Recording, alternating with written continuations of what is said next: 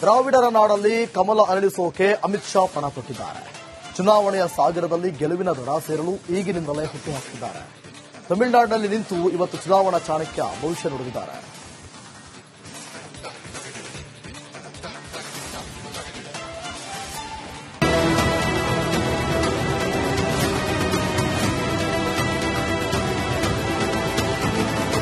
ಅಮಿತ್ ಶಾ ರಾಷ್ಟ್ರ ರಾಜಕಾರಣದ ಚತುರ, ಬಿಜೆಪಿ ಪಾಲಿನ ಚಾಣಕ್ಯ. ದೇಶದಲ್ಲಿ ಇಂದು ಕೇಸರಿ ಬಾವುಟ ರಾರಾಜಿಸಲು ಪ್ರಧಾನಿ ಮೋದಿ ಕ್ಯಾಪ್ಟನ್ ಆದ್ರೆ ನವ ಬಲಗೈ ಬಂಟನಾಗಿ ನಿಂತದ್ದು ಇದೇ ಅಮಿತ್ ಶಾ. ಯಾವುದೂ ಆಗಲ್ಲ ಎಂಬ ಮಾತೇ ತಿಳಿಯದ ಈ ಜೋಡಿ ಕಣ್ಣು ಇದೀಗ ದ್ರಾವಿಡರ ನಾಡು ತಮಿಳುನಾಡು ಹಾಗೂ ಪಶ್ಚಿಮ ಬಂಗಾಳದ ಕಡೆ ಬಿದ್ದಿದೆ. 2026ರಲ್ಲಿ ಪಶ್ಚಿಮ ಬಂಗಾಳ, ತಮಿಳುನಾಡಲ್ಲಿ ಎನ್ಡಿಎ ಸರ್ಕಾರ. ದ್ರಾವಿಡರ ನಾಡಲ್ಲಿ ಅಮಿತ್ ಶಾ ಚುನಾವಣೆ ಕಹಳೆ.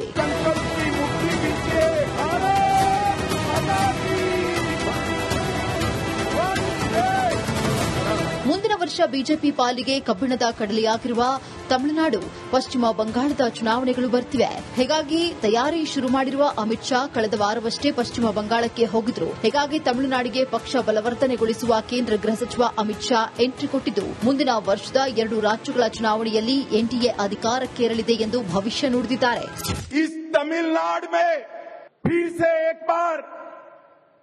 एनडीए की सरकार बनने जा रही है. भारतीय जनता पार्टी एआईडीएमके की सरकार बनने जा रही है. मैं रहता तो दिल्ली में हूं, मगर मेरे कान तमिलनाडु पर लगे हुए रहते हैं. ये मुख्यमंत्री जी कहते हैं कि अमित शाह डीएमके को नहीं हरा सकते. स्टालिन साहब, आप सही कहते हो, मैं डीएमके को नहीं हरा सकता, मगर तमिलनाडु की जनता डीएमके को हरा सकती है. ಇಂದು ಪಕ್ಷದ ಪದಾಧಿಕಾರಿಗಳ ಸಭೆಯನ್ನುದ್ದೇಶಿಸಿ ಮಾತನಾಡಿದ ಅಮಿತ್ ಶಾ, ಮಧುರೈಯನ್ನ ಪರಿವರ್ತನೆಯ ನಗರ ಎಂದು ಶ್ಲಾಘಿಸಿದರು. ತಮ್ಮ ಪಕ್ಷದ ಕಾರ್ಯಕರ್ತರ ಸಭೆ ಬದಲಾವಣೆಗೆ ಕಾರಣವಾಗುವುದಲ್ಲದೆ ಡಿಎಂಕೆಯನ್ನ ಅಧಿಕಾರದಿಂದ ಕಿತ್ತೊಗೆಯಲಿದೆ ಎಂದು ಕರೆ ನೀಡಿದರು. ಡಿಎಂಕೆ ಸರ್ಕಾರದಿಂದ ಭಾಷೆ ಹೆಸರಲ್ಲಿ ರಾಜಕೀಯ.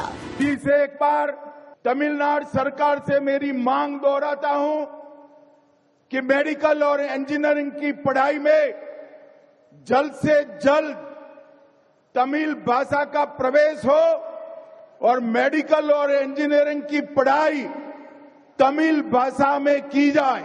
ಶತಾಯಗತಾಯ ತಮಿಳುನಾಡಿನಲ್ಲಿ ಎನ್ಡಿಎ ಸರ್ಕಾರವನ್ನು ತರಲು ಅಮಿತ್ ಶಾ ಪಣ ತೊಟ್ಟಿದ್ದಾರೆ. ಆದರೆ ಇದು ಸಾಧ್ಯವಾಗುತ್ತಾ ಅನ್ನೋದಕ್ಕೆ ಕಾಲವೇ ಉತ್ತರಿಸಲಿದೆ. Bureau report, republic Kannada. ದ್ರಾವಿಡರ ನಾಡಲ್ಲಿ ಕಮಲ ಅರಳಿಸೋಕೆ ಅಮಿತ್ ಶಾ ಪಣ ತೊಟ್ಟಿದ್ದಾರೆ. ಚುನಾವಣೆಯ ಸಾಗರದಲ್ಲಿ ಗೆಲುವಿನ ದಡ ಸೇರಲು ಈಗಿನಿಂದಲೇ ಹುಟ್ಟುಹಾಕಿದ್ದಾರೆ. ತಮಿಳುನಾಡಿನಲ್ಲಿ ನಿಂತು ಇವತ್ತು ಚುನಾವಣಾ ಚಾಣಕ್ಯ ಭವಿಷ್ಯ ನುಡಿದಿದ್ದಾರೆ.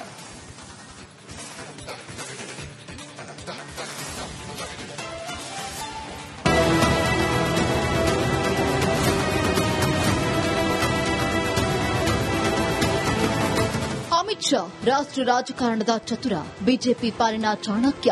ದೇಶದಲ್ಲಿ ಇಂದು ಕೇಸರಿ ಬಾವುಟ ರಾರಾಜಿಸಲು ಪ್ರಧಾನಿ ಮೋದಿ ಕ್ಯಾಪ್ಟನ್ ಆದ್ರೆ ನವ ಬಲಗೈ ಬಂಟನಾಗಿ ನಿಂತದ್ದು ಇದೇ ಅಮಿತ್ ಶಾ. ಯಾವುದೂ ಆಗಲ್ಲ ಎಂಬ ಮಾತೇ ತಿಳಿಯದ ಈ ಜೋಡಿ ಕಣ್ಣು ಇದೀಗ ದ್ರಾವಿಡರ ನಾಡು ತಮಿಳುನಾಡು ಹಾಗೂ ಪಶ್ಚಿಮ ಬಂಗಾಳದ ಕಡೆ ಬಿದ್ದಿದೆ.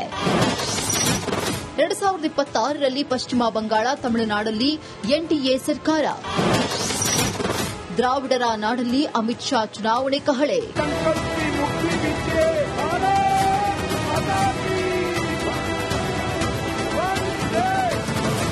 ಮುಂದಿನ ವರ್ಷ ಬಿಜೆಪಿ ಪಾಲಿಗೆ ಕಬ್ಬಿಣದ ಕಡಲೆಯಾಗಿರುವ ತಮಿಳುನಾಡು, ಪಶ್ಚಿಮ ಬಂಗಾಳದ ಚುನಾವಣೆಗಳು ಬರ್ತಿವೆ.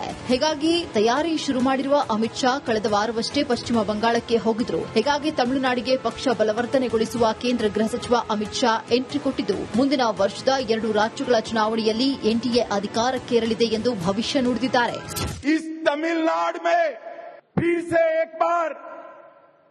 एनडीए की सरकार बनने जा रही है.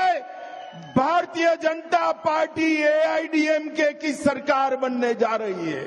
मैं रहता तो दिल्ली में हूं, मगर मेरे कान तमिलनाडु पर लगे हुए रहते हैं. ये मुख्यमंत्री जी कहते हैं कि अमित शाह डीएमके को नहीं हरा सकते. स्टालिन साहब, आप सही कहते हो, मैं डीएमके को नहीं हरा सकता, मगर तमिलनाडु की जनता डीएमके को हरा सकती है। ಇಂದು ಪಕ್ಷದ ಪದಾಧಿಕಾರಿಗಳ ಸಭೆಯನ್ನುದ್ದೇಶಿಸಿ ಮಾತನಾಡಿದ ಅಮಿತ್ ಶಾ ಮಧುರೈಯನ್ನ ಪರಿವರ್ತನೆಯ ನಗರ ಎಂದು ಶ್ಲಾಘಿಸಿದರು. ತಮ್ಮ ಪಕ್ಷದ ಕಾರ್ಯಕರ್ತರ ಸಭೆ ಬದಲಾವಣೆಗೆ ಕಾರಣವಾಗುವುದಲ್ಲದೆ ಡಿಎಂಕೆಯನ್ನ ಅಧಿಕಾರದಿಂದ ಕಿತ್ತೊಗೆಯಲಿದೆ ಎಂದು ಕರೆ ನೀಡಿದರು.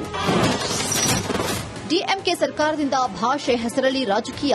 फिर से एक बार तमिलनाडु सरकार से मेरी मांग दोहराता हूं कि मेडिकल और इंजीनियरिंग की पढ़ाई में जल्द से जल्द तमिल भाषा का प्रवेश हो और मेडिकल और इंजीनियरिंग की पढ़ाई तमिल भाषा में की जाए.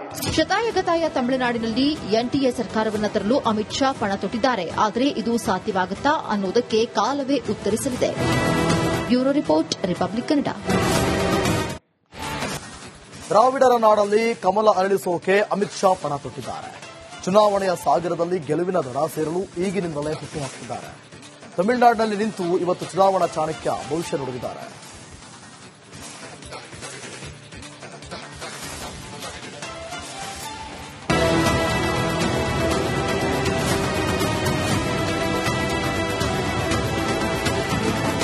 ಅಮಿತ್ ಶಾ ರಾಷ್ಟ್ರ ರಾಜಕಾರಣದ ಚತುರ, ಬಿಜೆಪಿ ಪಾಲಿನ ಚಾಣಕ್ಯ.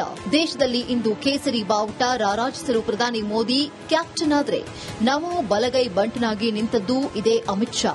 ಯಾವುದು ಆಗಲ್ಲ ಎಂಬ ಮಾತೇ ತಿಳಿಯದ ಈ ಜೋಡಿ ಕಣ್ಣು ಇದೀಗ ದ್ರಾವಿಡರ ನಾಡು ತಮಿಳುನಾಡು ಹಾಗೂ ಪಶ್ಚಿಮ ಬಂಗಾಳದ ಕಡೆ ಬಿದ್ದಿದೆ. 2026ರಲ್ಲಿ ಪಶ್ಚಿಮ ಬಂಗಾಳ, ತಮಿಳುನಾಡಲ್ಲಿ ಎನ್ಡಿಎ ಸರ್ಕಾರ. ದ್ರಾವಿಡರ ನಾಡಲ್ಲಿ ಅಮಿತ್ ಶಾ ಚುನಾವಣೆ ಕಹಳೆ.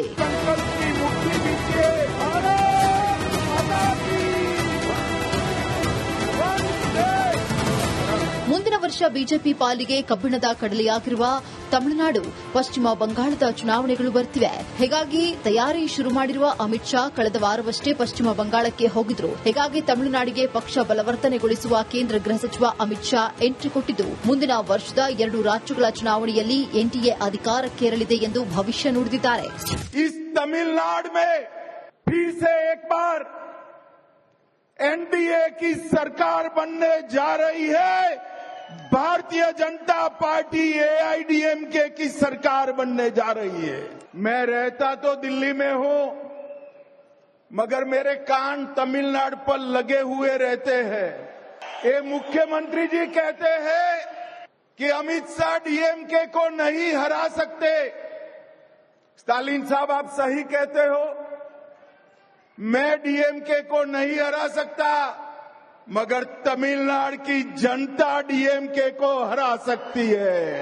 ಇಂದು ಪಕ್ಷದ ಪದಾಧಿಕಾರಿಗಳ ಸಭೆಯನ್ನುದ್ದೇಶಿಸಿ ಮಾತನಾಡಿದ ಅಮಿತ್ ಶಾ ಮಧುರೈಯನ್ನ